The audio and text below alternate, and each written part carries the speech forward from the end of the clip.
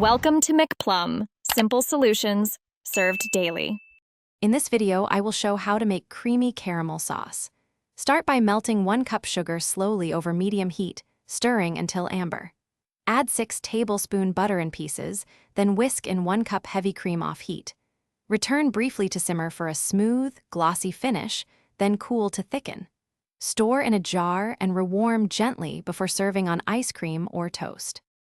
For reliable caramel, measure precisely and prep ingredients nearby because the process moves fast.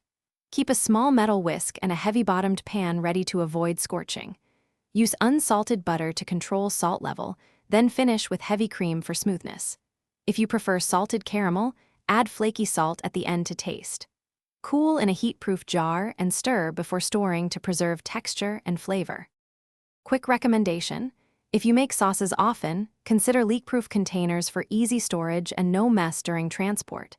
They keep caramel fresh and prevent sticky fridge shelves, which I appreciate after a batch session. If you find this helpful, please subscribe and like so I can keep sharing kitchen tips. Check the description for the link and other deals. Now let's get back to the video. A few common mistakes cause failure, but they're easy to avoid. Avoid stirring sugar too hard. Instead, swirl the pan gently to encourage even caramelization.